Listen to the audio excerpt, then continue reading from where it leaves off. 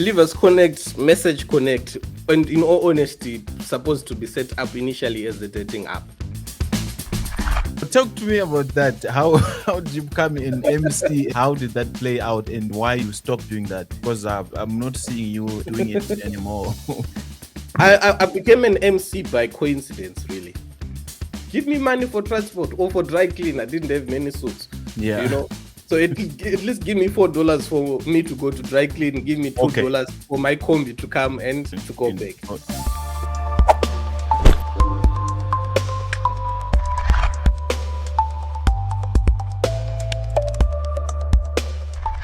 Welcome to Let's Talk with myself, Moriya Kamanga.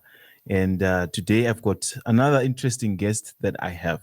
And I'm sure most of the people that are watching this know him, is Tapiwa. So I'm not sure if Tapiwa was the business name or was his name or what. I think he's going to explain to us what Tapiwa is. And now, these days, he's going by Tapiwa Makosa, which is his real name, right? His government name. The name that is on the passport. If you find him somewhere, this name, I'm sure you're going to find it on the passport or his ID. So we've got a lot to talk about. I know that we can talk about anything for many days. He's got things to say for many days. So, but today we've got I've got some things that I want him to clarify and to talk to us about that. So, welcome to the podcast. Let's talk, Tapiwa Makosa. Thank you, Mordecai, for having me. It's a pleasure to come and talk. Yeah. Let's talk. I actually like that. I actually like the idea, and it's good. It's good to see men of a similar background going into this, and opening platforms for people to come and talk, which is I mean, that even God Himself said, "Come, let us reason together." So yes. It's wonderful to be here. Yes, so I'm glad that you have accepted the invitation. But before we talk about what's happening currently, I started knowing you as an MC. I'm sure at that time you were still in Zim.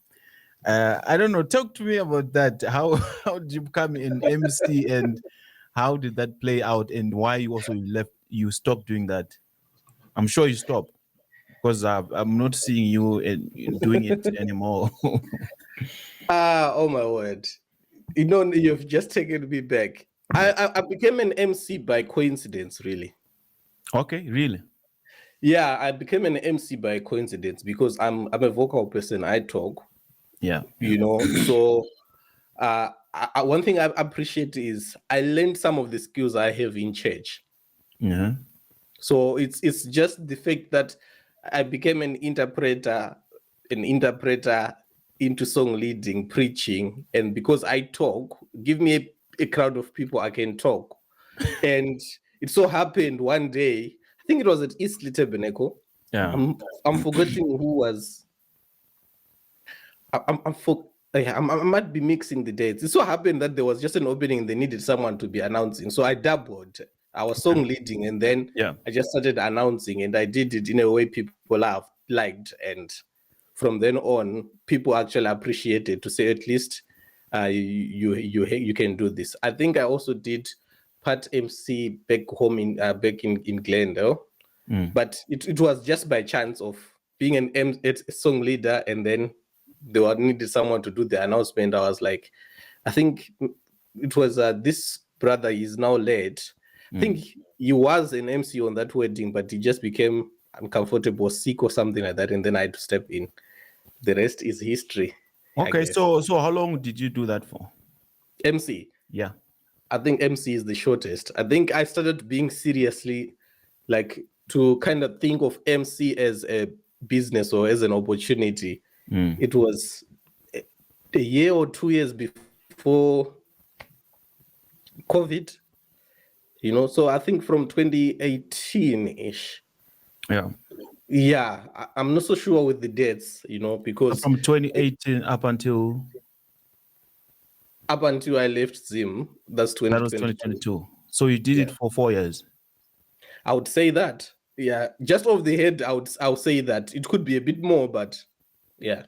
Oh, okay, that's good. But I mean, I've never understood emceeing in the message, because most of the times, if there's a wedding, if there's an event at a church, mostly people just do it because maybe, or they pick someone who's talkative or someone who can talk, and do that kind of work. But now you mentioned business.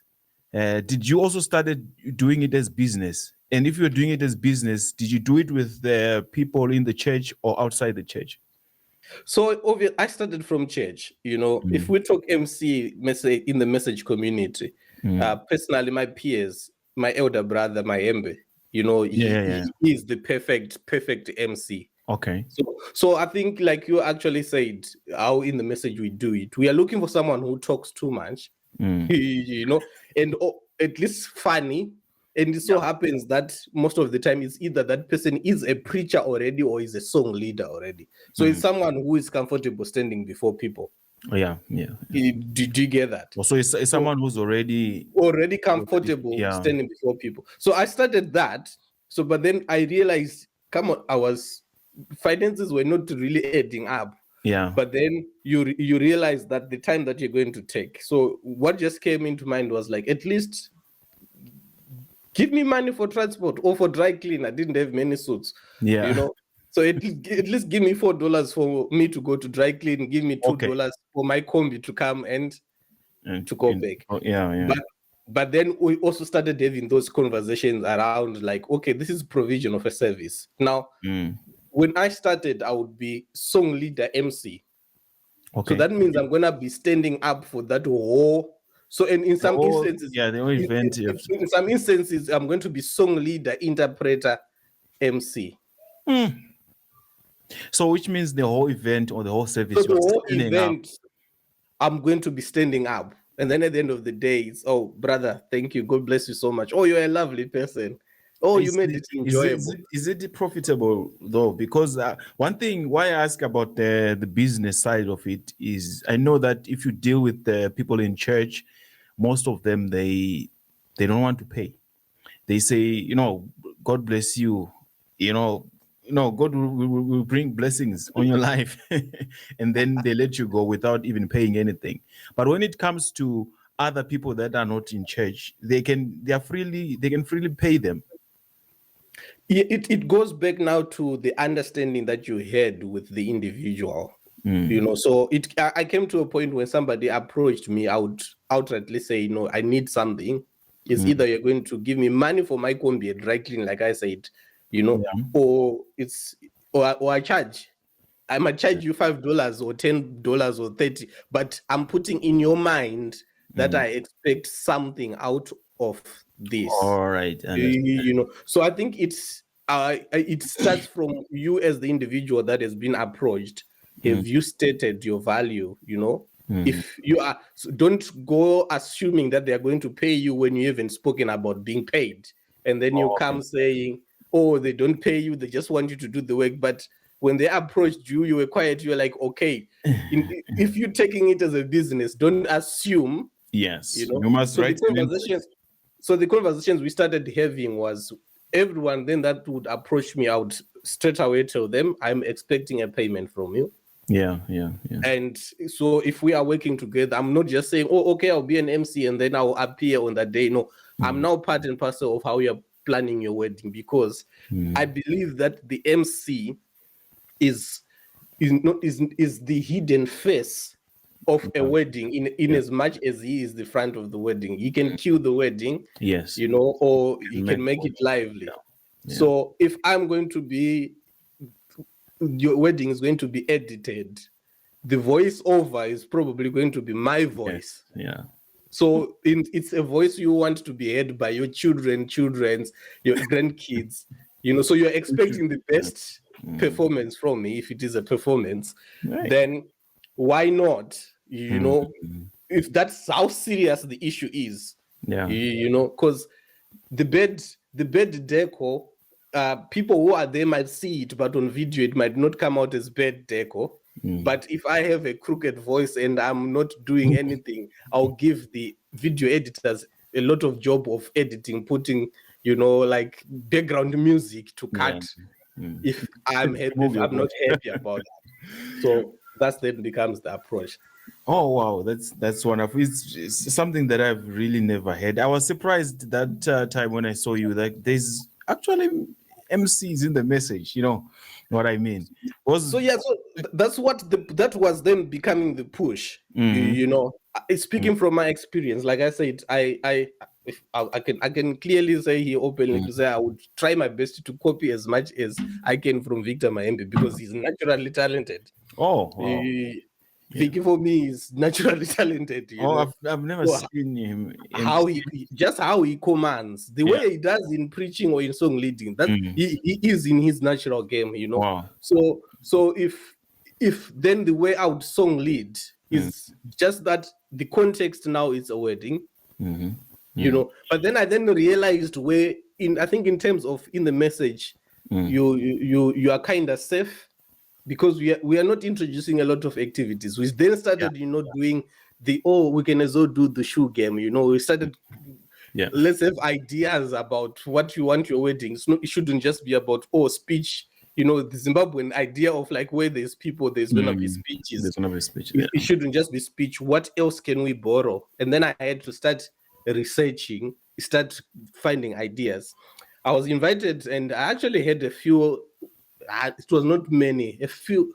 I think I can say a couple, or just less than 5 outside of the message. And that's when I actually realized to say, you know what, I really need to up my game. Yeah. You know, because now you look outside of the message itself. The context, it was like you're bringing in MCs that are choreographers. You know, so they are good at talking, they are good at dancing, and also they are not limited at the the material that they are going to use, the buttons that they can press. In my mind, so how do we take this art form, you know, because for every other service provider, they can be, people can look at them with lenient eyes, you know, but if you're holding the mic, if I say the wrong thing, then things can go astray. But I would say we had progressed, that there was one wedding. I know he doesn't mind me mentioning his name, Joseph Nyabako's wedding, where with I was trying to find out, okay, fine, what craft can I do? And I think I posted a clip online, you know, said, okay, I didn't tell the musicians and said I copied someone, actually. I think I copied Basket Mouth. You know, it's a comedian, and did an impromptu reggae song, and people enjoyed it. So once you are in there, you start finding, okay, what strategies can I now bring? What can be, you know, adapted in the context of what we believe and how we believe things, without going overboard and without necessarily bringing the world in the context of the church itself. Wow, that's what's wonderful. So, but keeping people entertained and happy, which is a very hard thing. That was a successful thing from our point of view. But are you still doing it, or you stopped completely? Well, I stopped when I relocated, mainly because one, I was limited in the market.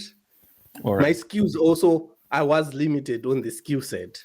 You know, and then also on relocation and other external circumstances that were happening at that period when I relocated and stuff. It kind of like, because the message was the market generally. You get it. Yes. So, but then because, I ended up just like, you know what, I haven't established myself and gained properly the good skills for me to say where I am, I can market myself to do an MC. Maybe in the future, when I gain much more confidence again, not that I don't have, but when I feel like I can go out there and do it, you can still do it. Because give me a microphone and I can talk. It's all about trying to fit the crowd. So I'm sure it was in 2022. You were all over the message news on Facebook with the Believers Connect, and I'm sure I'm one of the people who wrote something about it, whether negative or positive. but I posted a commentary of that, and a lot of people said what they said, and without also fully understanding what was the Believers Connect all about. I think we just had like knowing the Believers Connect is a dating app. That was the conclusion from our point of view. But hearing from you, what was it all about? The Believers Connect, the app. Believers Connect, Message Connect, it was an app.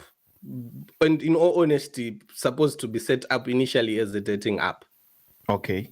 That was Believers Connect. But the idea behind Believers Connect was that when I moved over this side, in the location that I was, because I don't want to generalize.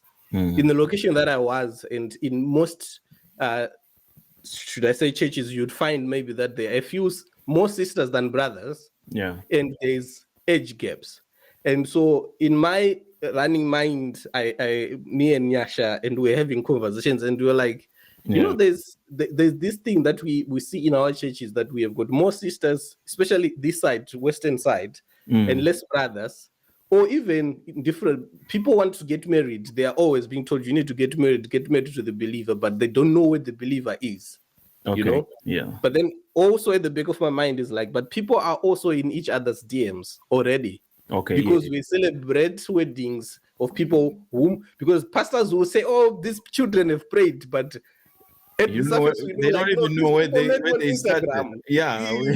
These people hooked up on Instagram, yeah, exactly. That's correct. So it's like realizing those both worlds is like, okay, fine. Is it possible to bring the two worlds together and create a platform that is founded and guided by the principles of this community, which is in this case the message community? Yeah. So that was the general idea. So what happened now with the message Believers Connect thing is, just as I am talking with you, before we could properly like sleep on it and think to say, okay, fine, this idea, where can they be the loopholes and stuff? Because again, I was here in the UK, Nyasha was in Zim. Yeah. And we were like, oh, let's just do a Facebook, rabble rousing thing. Let's just do a Facebook about message thing and stuff. So you went on Facebook Live? That's the thing. So we went on Facebook Live without having had like a proper prior discussion and a thought throughout process of like, okay, how I knew that there would be backlash. I was worried much more of backlash, not on the app, but on the person of who Tapmark is. Yeah.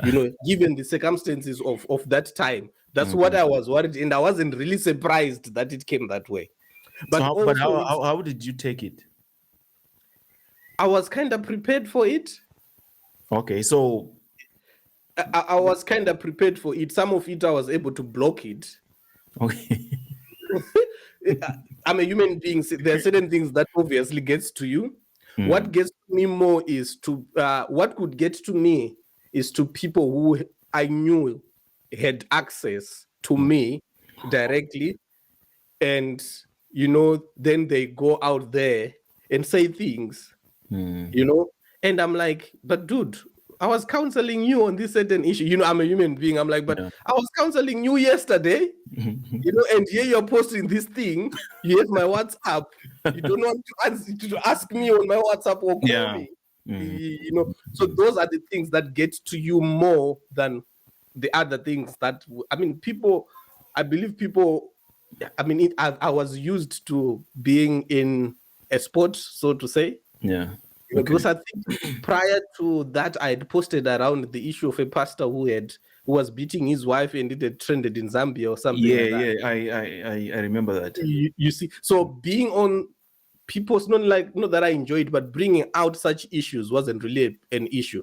But it was more of then the people that know you, we have access to you, choosing not to access you, but going to those are the things that gets to you. But back to Believers Connect. So because we came out and we were ill-prepared and had not fully comprehended exactly what we needed to do, We had that just this idea. It then came out like, okay, this is a Tinder for the message community. Yeah. And what people saw is fornication, and rightfully so. I can totally understand, rightfully so. But what some might not know is we actually had a good engagement with some senior pastors in Zimbabwe.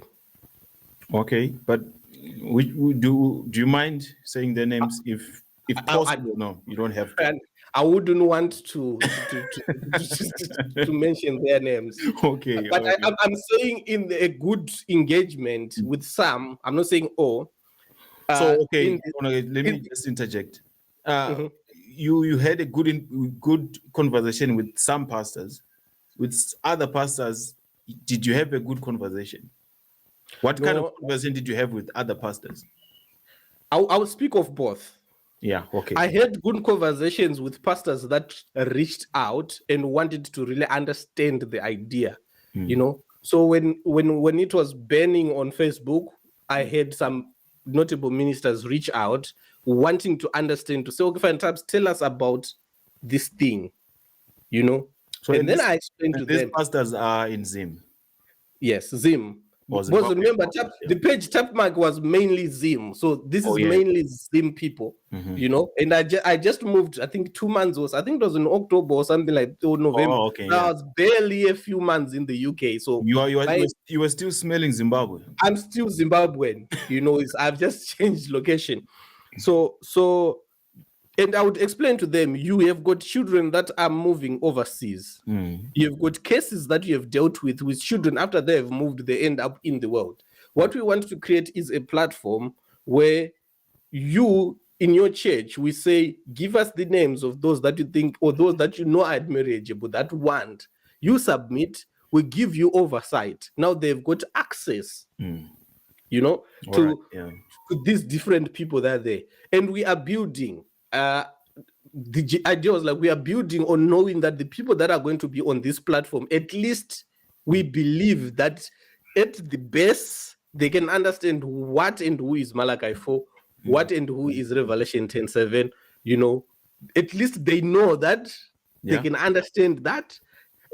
Obviously, we always talk about the 3 kinds of believers, but it was just supposed to be there's going to be screening.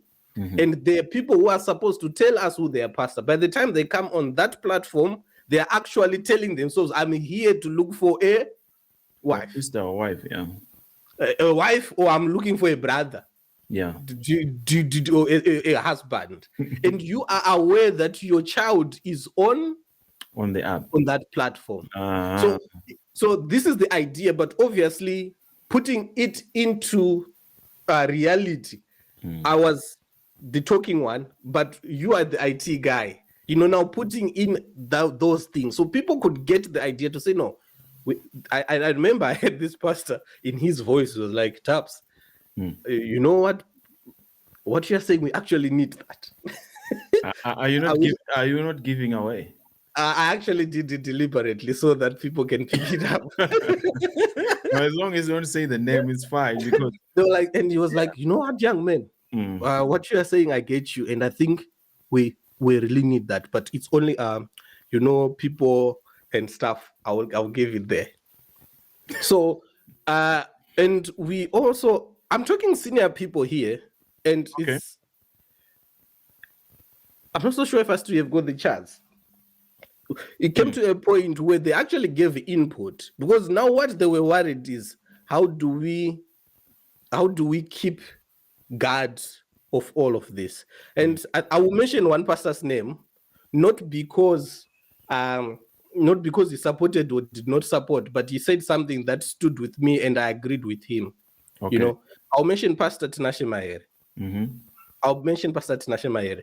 He came online when we did the live, and he posted a comment, something that I hadn't really thought of actually. Did he came online to? No, he posted a comment. He posted a comment when we were doing the live. He actually posted something which I think I replied, as an answer, but it actually helped, to think in the feet of the pastor. I might think in the feet of a child. I might think in the feet of like, oh, there's this opportunity, we can do this. This is interesting and stuff. But he dropped something that made me kind of like, wait, think in terms of the pastor.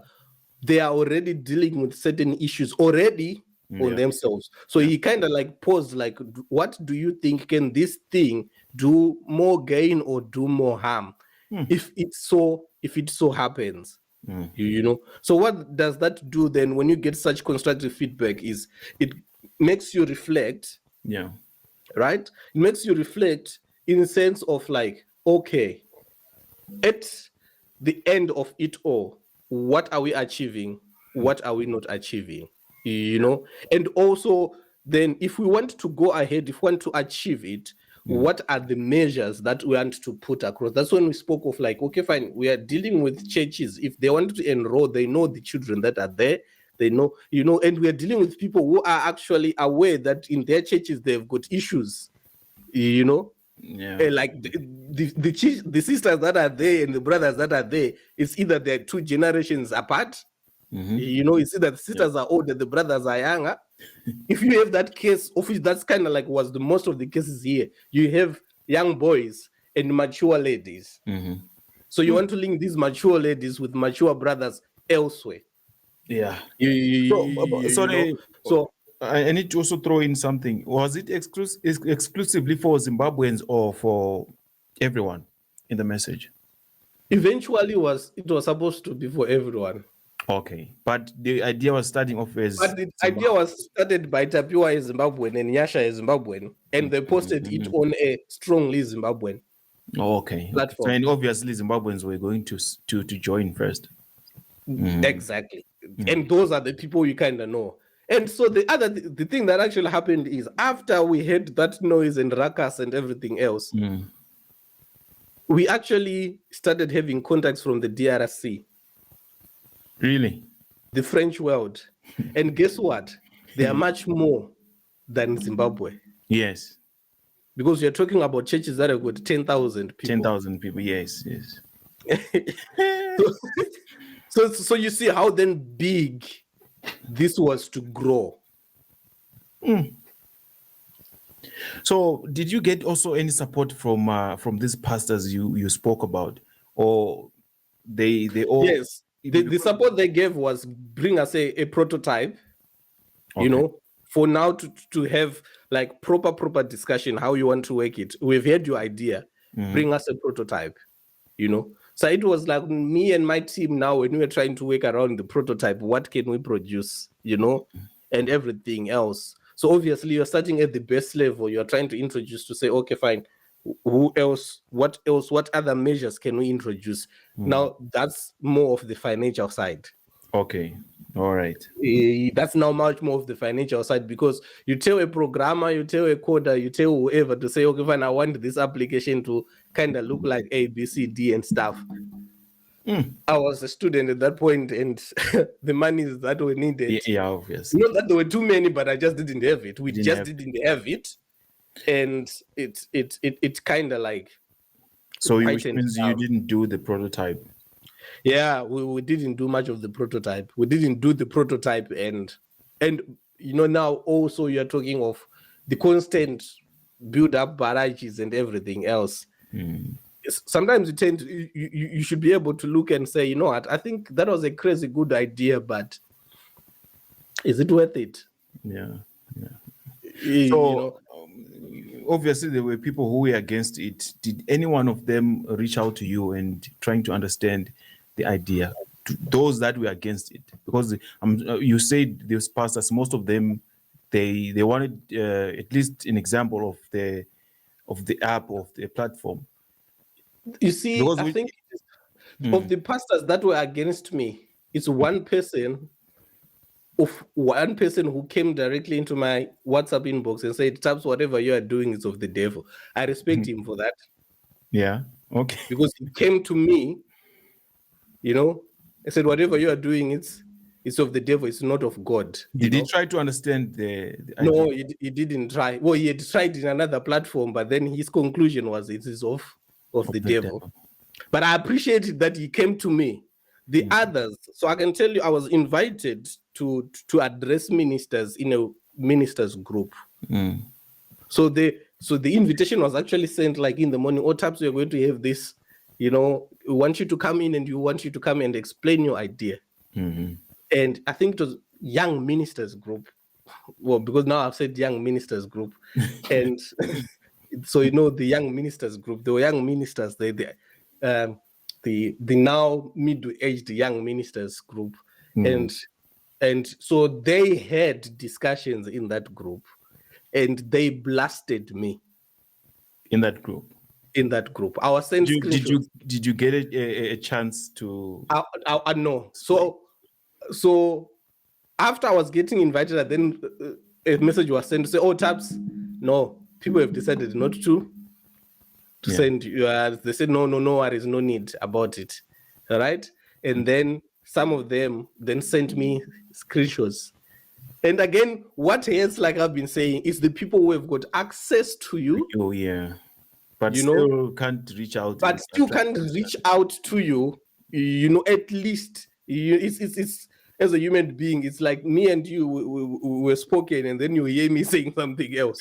You'll be like, at least the least you could do, Taps, is to say, if you had consent, come to me. At least tell me in my face, rather than try to prove it to somebody else. So it becomes more of like, oh, okay, I understand what you're doing, and that was the whole. For me, that was the learning point. Also, is I understand where you're coming from, and I want to understand. If I had the monies to continue with the application, it was going to be much more of, we want you to bring all your ideas here, because it's either we are going to continue living in denial of something that is happening, and we continue sanitizing what we are sanitizing, because we are aware pastors fix things, they might be guided with, as they would want to say, the Holy Ghost to do whatever they would have done. And we are aware that there are weddings where people actually met online from different countries, and pastors were happy because they got money out of it, wedding those people, So we are just kind of like trying to facilitate the very same thing that you enjoy, but they are actually, some are happy to have it with Zuka facilitate it, not Taps. It's more of the same thing. But was there a business aspect into that, or it was a help to the bride? Eventually, there was going to be a business aspect to that. I mean, we will lie. We are talking about servers. They need rentals, so you need to find money somewhere. But then the model was going to be simple. What we're trying to do is create a bespoke application that is inherently and only message related. So we already have the TikToks. This is what is the amalgamation of applications of this world. You don't need to come up with new technologies. You adopt that which has already been established, but then you just standardize it to your community needs. So instead of going to be flicking on your TikTok timeline where you are facing Duterere, you are facing this Don McCaglin, you hear Makandiwa Magaya, and then you come across William Branham preaching at this point, and you have a timeline that is solely on that. At least we now have a timeline that is solely on that. So we are talking about people's, people now, you see people now advertising on social media to say, we have got these meetings. Why not do it on that application that we have got these meetings? Some they say, oh, it's free on social media, it's free, but they're giving people $5 to post their posters. It's simple advertising. If people are doing it elsewhere, you might as well do it on this platform. It's a huge undertaking in itself, obviously, because some might say, and it's true to say, oh, is there any furtherance of the gospel there? Or there might not be the furtherance of the gospel in that platform.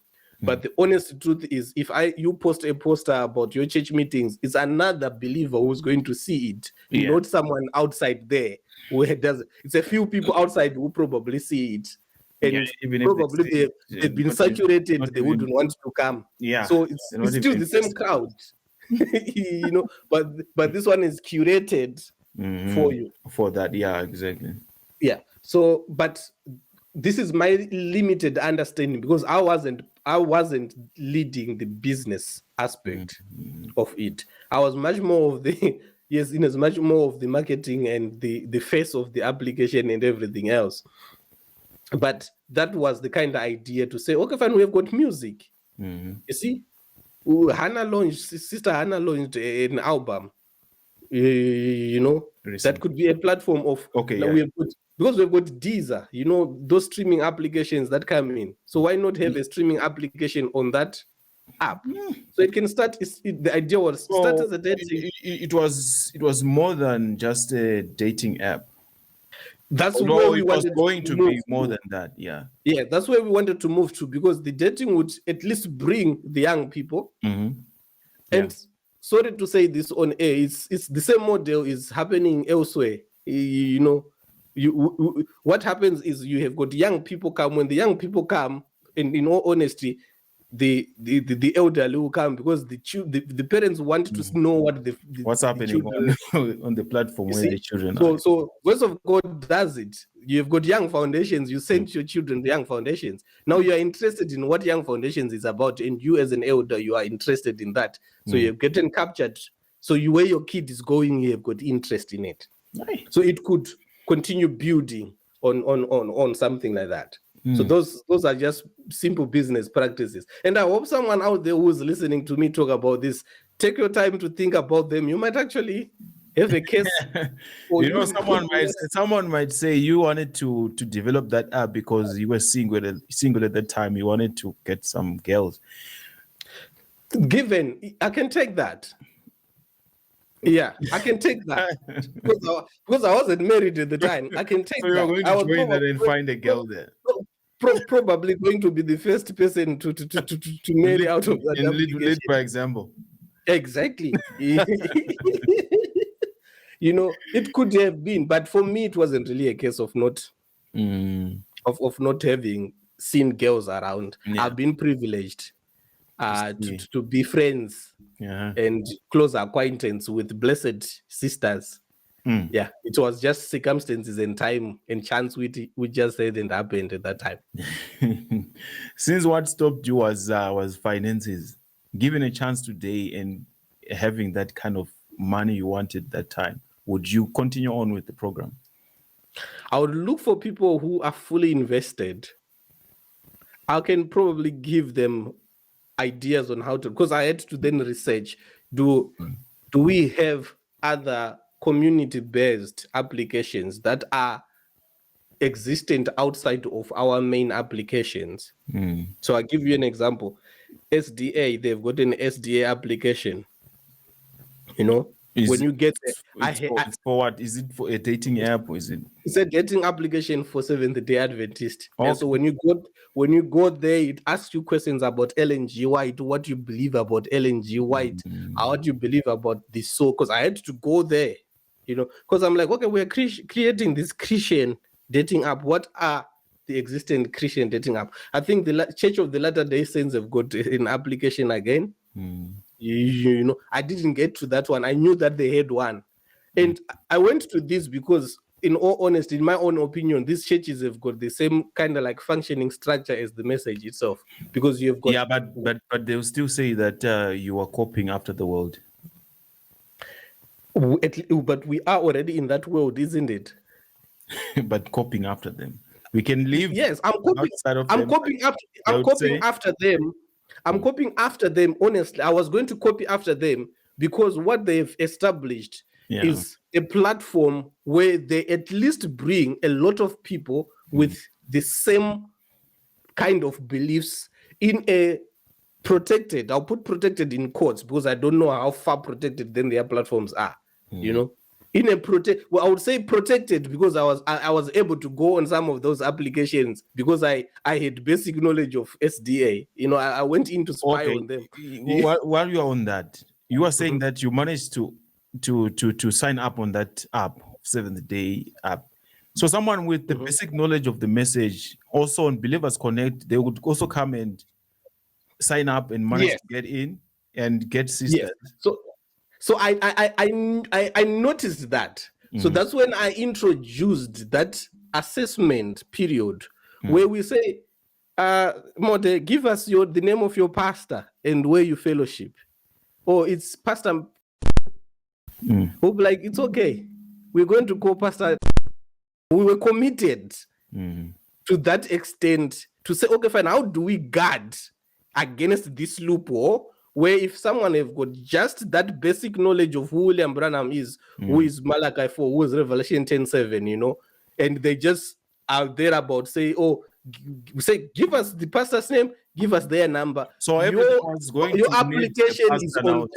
your application is on pending.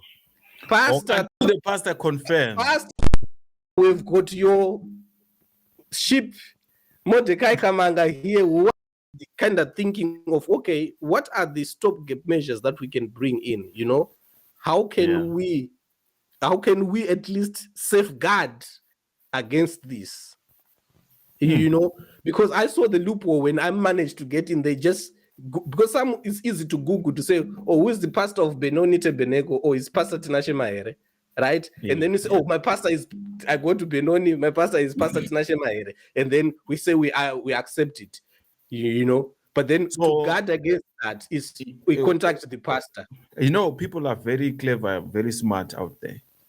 Let's say I have a girl that I love in the world. And then I bring her, say there's an app for our church. Open this app and sign up. I know all the questions that are going to be asked there, and help that girl to sign up, so that I can follow her through the channels, through traceable channels, which is the Believers Connect. And if my pastor, whoever wants to come and verify, they would really see that, okay, this person came through the app. No, but you are forgetting, how did the girl get there? Which pastor did she put? No, I'm saying, since I have knowledge of the pastors in the message, I may know another pastor next to us to say, this pastor, his name is this and that and this, and their church, maybe the details I know. And then I help this girl to sign up. I'm saying we are going to write to whatever that girl is put as a pastor. To say, you write to the pastor. Yeah. We write to the boy's pastor and to the girl's pastor. Pastor, we've got your daughter here. She's on our application. However, either it was going to be a generic email or what. That's why I'm saying this is the idea. The implementation part is not necessarily what it is. The idea was we want to be in contact with these key people because why are you going to make it so difficult for yourself for a girl to come on an application, whilst you can just send him to another church, as people are already doing? Yes. Yeah, obviously. People are doing that. Do you get that? Come to our church and get baptized. Just come to our church and be baptized. Then you do what you want to do. If you want to do it that way. So that was then the idea is, okay, fine, how can we safeguard against this? How can we safeguard against this? At least, because also, when you are dealing with people's information, PDGR and everything else, personal information and stuff, you are trying all your level best to safeguard your own self. You don't want data breaches. You want to make sure that whatever you are doing on your side, you are covered, you see? And those were the ideas. What we hadn't really fully conceptualized was, okay, fine, how is this workable if you've got 1,000 people from the DRC? Are you going to flood the pastors? So then the other way would then, instead of allowing individuals from different places to come, is then us working with the pastors, approaching, invite us to your youth meeting. We advertise the application, submit your names to your pastors and your deacons if you want to be on this application. They give us, give us with your details. We send you a link to say, this is your unique link, download and get into. it's like, I think there's this application that comes from LinkedIn. Is it Backroom? It's by South African guy. I don't want to be saying these applications because people will go and start and looking for them to say, oh, Tapiwa has been mentioning dating applications. I've never heard of that one. I'm not so sure if it is Blackroom or Backroom. You know, kind of like Boardroom. It's Boardroom actually, but it's a dating application for professionals. You link it to your LinkedIn, and and they kind of like see what your LinkedIn is like, or are you really a real professional and stuff before they let you in onto the application. Okay. Yes, I think we've told there are ways. I want to go to the last thing that we want to talk about. It's a controversy. Your posts have been seen as controversial. Most of your posts, like recently, you posted a post about Timothy, about the inspired scriptures. Well, I don't know if is it controversy or that's how you are, or maybe you've got a better word to use for that. I would say, in the message, you are taught to believe that the messenger and the message are one. Right? So in the message, we don't believe in Mtumwa and Mbonji. We believe in Mtumwa and Mbonji because the messenger and the messenger are one. So the moment you then have got an assumption of who that messenger and what they stand for, they comes to a point where the message is conflicted between the message itself and the messenger is. Two people start interpreting the messenger more than they interpret the message itself. So is it the teachings of the message, or is how some people take it that the message and the messages are one? I would say it's either our understanding or misunderstanding of what it is. So coming back to being controversial, did I post things that are considered controversial?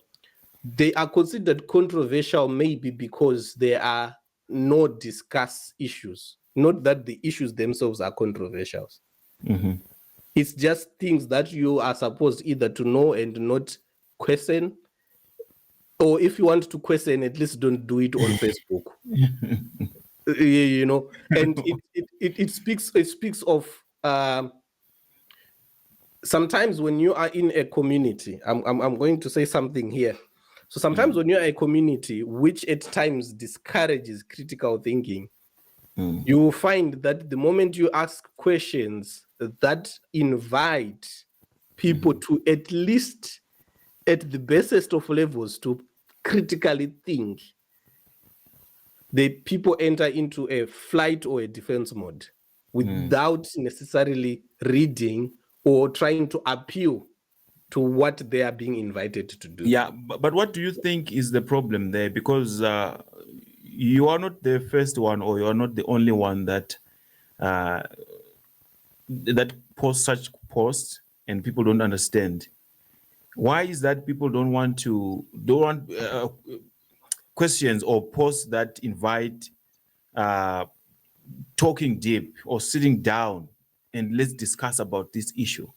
Because I've seen quite a lot that people are not ready to ask questions and they're not ready to answer questions. They are just there to believe the pastor or the preacher says this. Okay, that's it. Without going in deep and asking yourself, what exactly do they mean? You actually said it.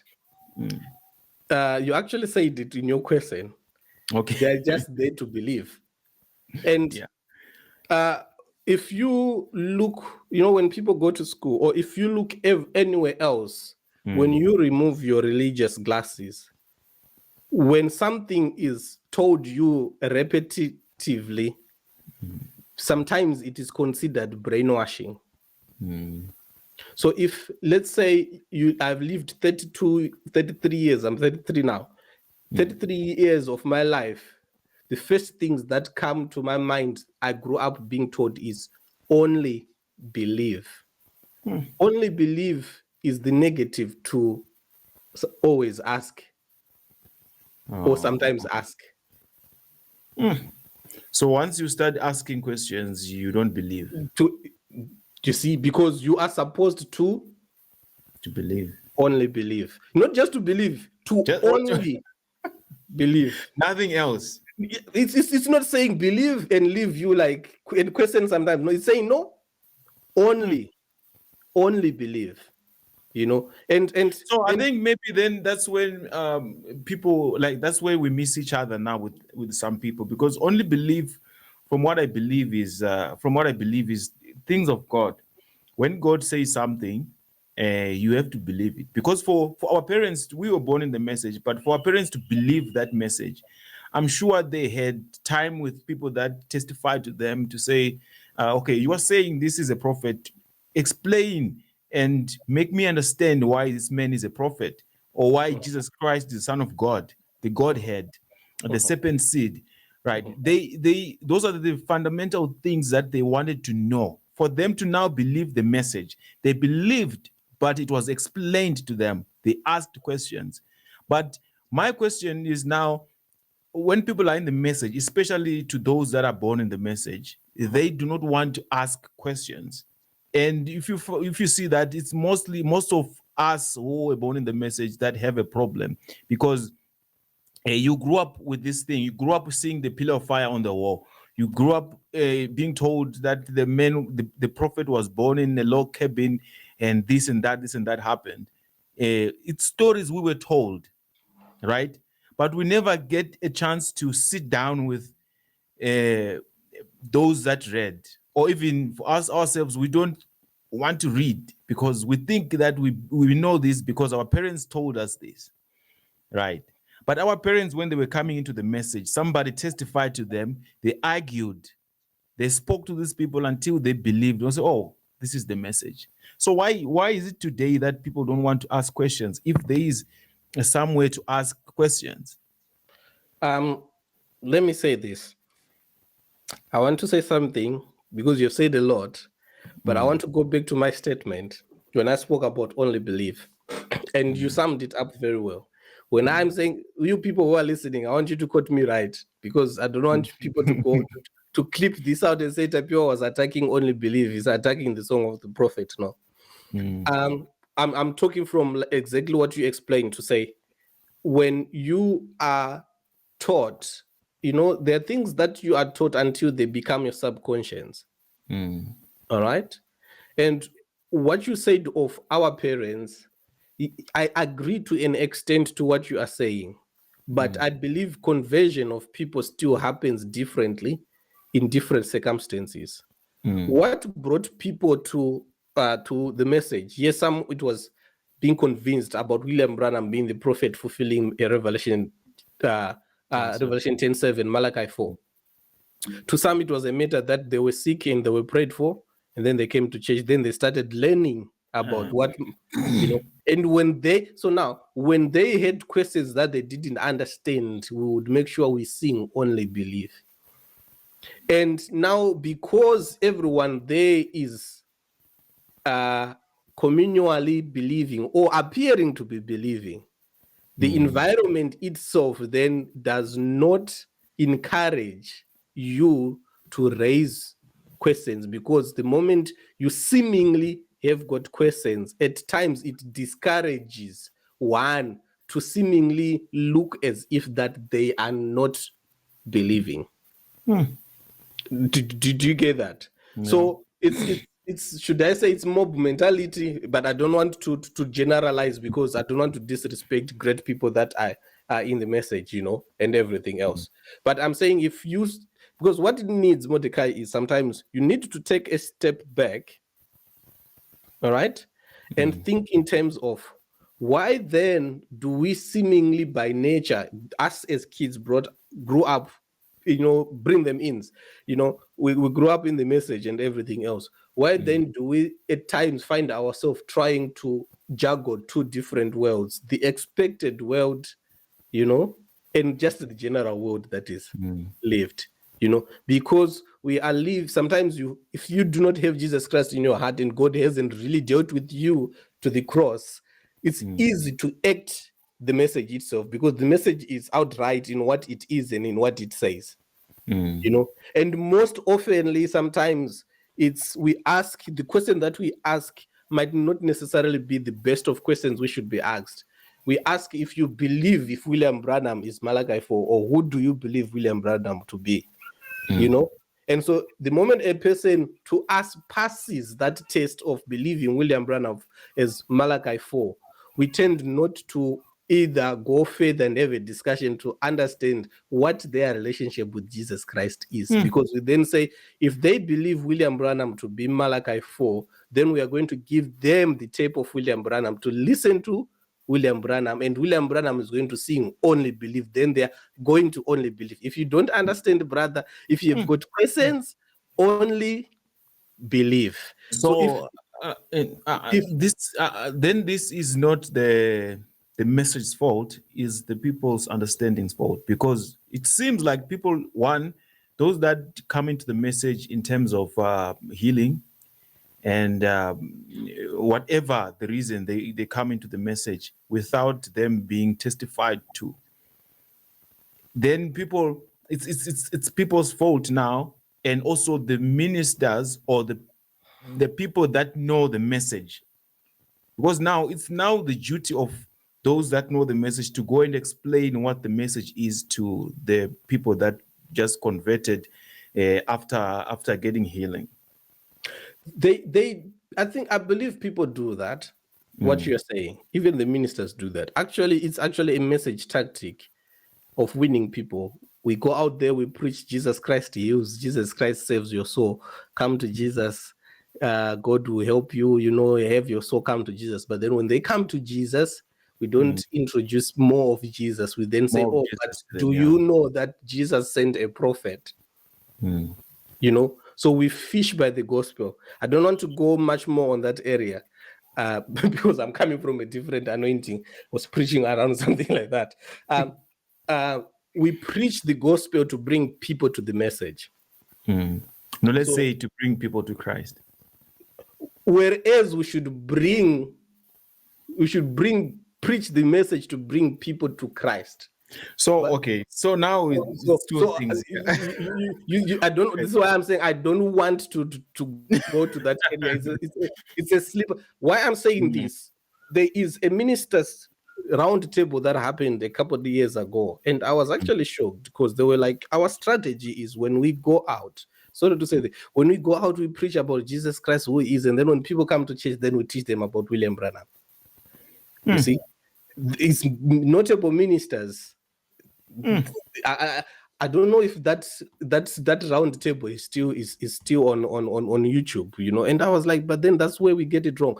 I was one person who would take that. I remember back some years ago in Guero, we would go out. I was at MSU. I would go out preaching with brothers that I was taught by great brothers.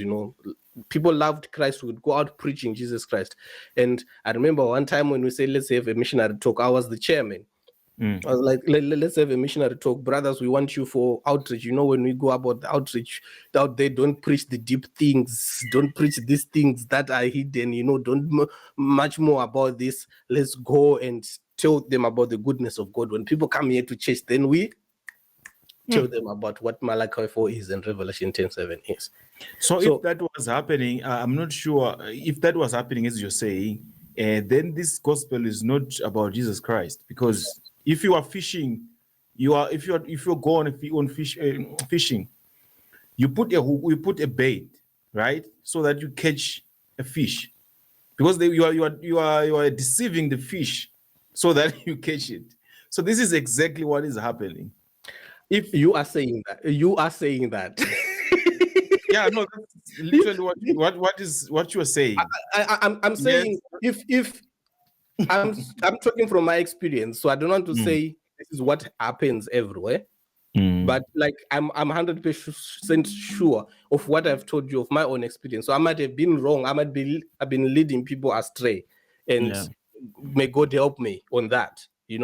But these two issues that I've spoken about, in my experience being in the message all these years, these are the things that I've experienced. These are the things that I've experienced. I've been in ministers' meeting. I've been the rapporteur in ministers' meetings when people, like, now not at MSU level, now at national levels, big church level. I've been the rapporteur. I think I still got the notebook when I was the one who was the secretary of those meetings, writing the key points and ministers coming to present the strategies of how we should move with the message and everything else. And you realize to say, oh, okay, this is very, very, very tactful. This is very tactful, and it's a strategy that's working. Look at the many people that are coming to the message. And you see what we say, you come to the message. Yeah. You see? So we get people to come to the message.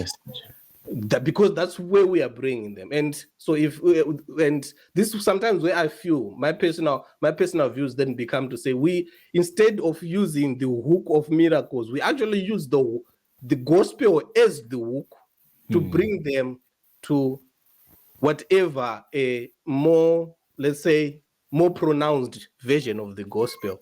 So we use a lesser defined version of the gospel that is like everyone else, and then when they come, we tell them about the deeper version of the gospel, if it is the gospel thereof. Wow. And don't get trouble with this part of the interview because no, I think what we'll need to do is we'll also invite someone who's in the ministry, who's also preaching, and have a great conversation, because I think that will help on both sides. I would want to be part of if you can create such a platform where if we could respectfully discuss, we could, and not necessarily from what is a person's conviction, because let's let this be on record, because I had a friend recently, a couple, I think it's last week or one or something like that, and they were talking, and because I was sharing something, and then they said, oh, but because if you do not have this, then you cannot understand this, And I say, when you are talking about Jesus Christ, the least you would want to do is to find if that person is saved. Now, your formula of salvation should not change. The formula of salvation should not include having to believe in anyone and anything else other than Jesus Christ. The moment then when you feel a person is not fully saved, if they do not believe either a certain revelation or a certain understanding, then we are creating problems for ourselves. So I remember at one time I had a discussion with a minister who actually speak that I was going to die. And I said, the least you could do in our disagreement is at least leave room for me at the cross. But then if we present the gospel in a way where if a person doesn't see it maybe the way we see it, and we become like that young boy who owns the ball, and when his team loses, takes the ball and goes home. That's what people want to do with the cross, to say, if you don't see it the way I see it, then therefore, yeah, that's the problem. That's the problem. But I think this issue, let's leave it here. Leave it aside. Yes, let's leave it here. I just want to go on the last thing that I actually didn't reply on controversy, did I? No, I think this is summing up to that, all of it. But you can just briefly say. But I think you've explained it yourself, and I'm sure people will understand. Yeah, controversy part. Yeah, I tend to post, and I tended to post because I no longer do it nowadays. I tended to post things that would bring issues to discuss. Some of those things I probably would have discussed with friends already, and then we just posted it for wider reach to say, okay, fine. This is about to have this discussion. Let's talk about it. But the fact that it became controversial, it shows that it resonated with the people. It's just that they didn't have the platform to speak about it. Yeah. So if I tell you after the whatever controversial issues that might have been posted, the number of DMs I would receive, the number of stories, the number of people I have then to refer to counseling services on some issues, or to the police, or for them to have professional help, you then be like, so why is somebody else fighting it?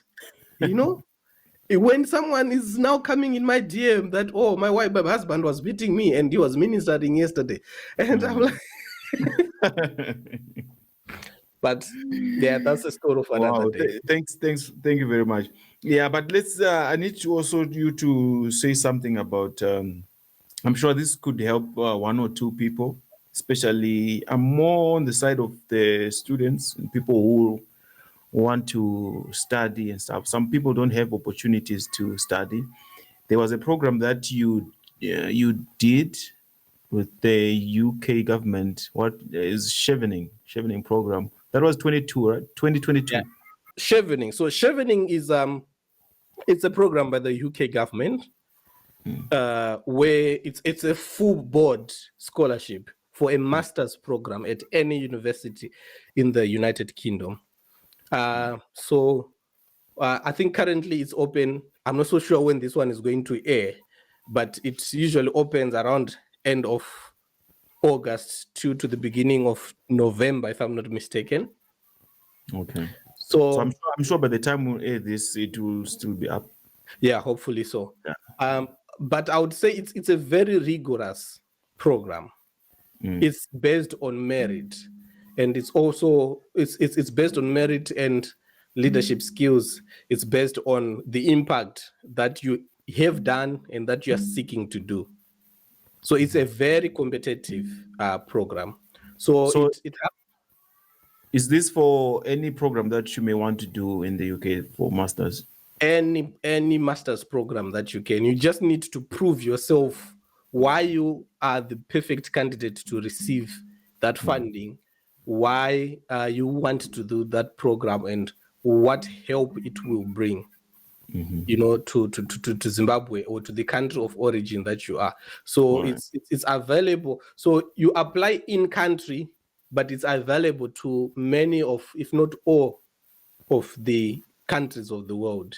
So you go to their website. I think it's chevening.org, and when it says applications open, you can search your country's name there, Zimbabwe, Zambia, South Africa, and then you click to the link of your country, and then you go through the process.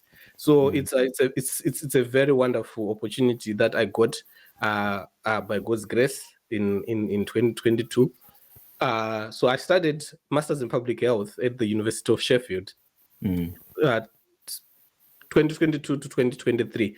Graduated early 2024, came back home to Zim, and then I was fortunate that whilst I was here, I met my wife. So, okay, that's wonderful. And then I then had to come back. So it happened that way. So, so in short, I would say the information you need about chevening is already available on the chevening website. Okay, so everything is there. Everything. And the ability, now this is important, the ability to search, read, and understand that information, the work that you put to actually do that information, to work on that information, actually sets you apart.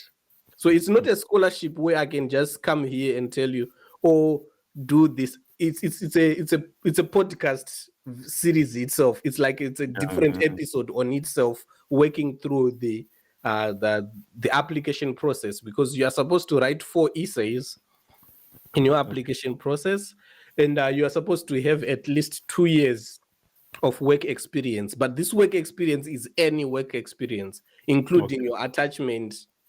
Including even if you worked in a tuck shop, any form of work, even projects, as long as you can have like some track record to say, okay, fine, this can be substantiated. It's any form of what is considered work is work. So if you say you were personally employed as a digital artist, creative, and you worked on different programs, you can say you put in the hours, and you, especially if you did it and then you are going towards a degree, a master's around the same area. You know. Okay. So that's that. So they look at that work experience, and they would want you to have at least a first degree, like an honors. Well, just an undergraduate degree. Let me put it that way. And this undergraduate degree does not necessarily need to be in the same program that you are applying. Oh, okay. My first degree was at MSU was a BSc in Media and Society Studies. So I'm a trained journalist. I see. No wonder I talk too much, and people say you're making me shake now. No wonder I talk too much, and people say I'm controversial. It's because I studied journalism. And I would say, if people say you're controversial because you're asking the basic questions: who does what, where, when, and why, and how did they do it? That's it. So if you bring it to church, is why do we believe this? You know, so asking that why question becomes controversial. It becomes controversial. But because I had experience working with the Ministry of Health in back home, and it was a special program that I worked on, it gave me some opportunity and experience which was a bit limited in the country, and I was fortunate enough to be chosen for Chevening and to come to study to the UK, and that's how I came. Yeah. How many people do they take? It's competitive every year. I can speak of our cohort. We were 7 that were selected. 7. Yeah, of over 2,000 applications in Zimbabwe only. So, wow. So if I can say, I gotta choose, I'm 1 in a million. Would you be able to help if there's anyone maybe in the comment section would want maybe help in terms of applying and anything? Yes, and my first help is go and read the website first. Yes, because it's that competitive that even if I tell you without you reading, you won't understand it. You need to go to do your part, So because it needs you to work, so you have to go and read the website. If you can't do that, you can come here. We can tell you a lot of things, but it won't help you. It's that difficult. You ought to go and read the website.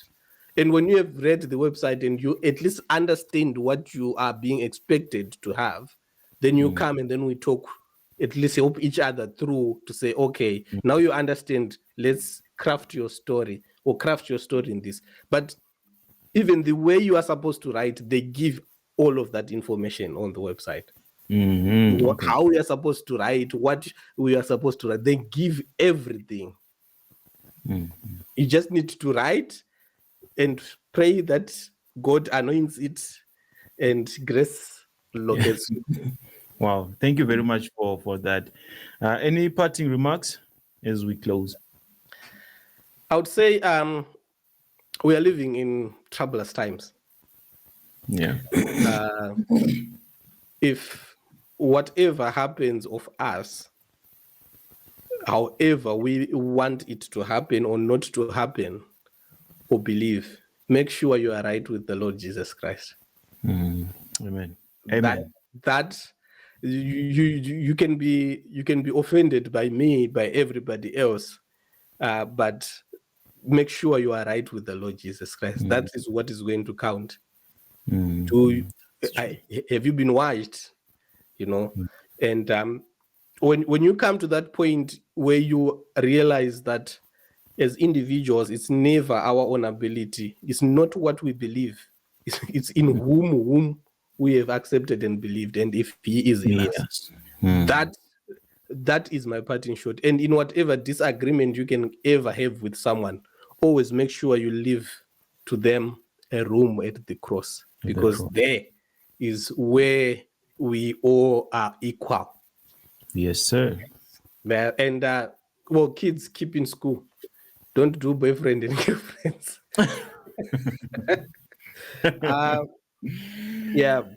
kids stay in school, there is a chance, there's a time and a chance for everything. For everything. Yeah, and Christ is coming soon, but he's not coming. He's not going to come according to our expectation. The more you want to predict and sorry to say this, Modi, but people have become astrologers of late. Yeah. People are now into astrology unknowingly because they are looking for signs. They are wanting to interpret whatever this star means, as if that was the first red moon to happen. I mean, like, they happen each year. Yeah, we've seen them. I don't know. So I think I know 3 of them. Yeah, you are like, Lord, help us, because people are becoming astrologers. What is left is to read. If I'm a Leo myself, so I know what it is. If you want to give excuses to your behavior, say, oh, I'm a Leo, I've got pride. You end up reading the newspaper trying to look at these stars, and that's the unfortunate aspect. Do what is right. Brother Branham says, plant potatoes. Make sure you plant your potatoes and farm them. If Christ comes, let him find you. Find you doing something. Doing something what you're supposed to do. Yes. Well, thank you very much. That was Tapiwa Makosa, and it was a great chat with him. And I hope you guys please write in the comment section so that we can interact there. I'm sure he will be in the comment section again to see your comments. So, but spare a room for him at the cross. Thank you very much. We're out.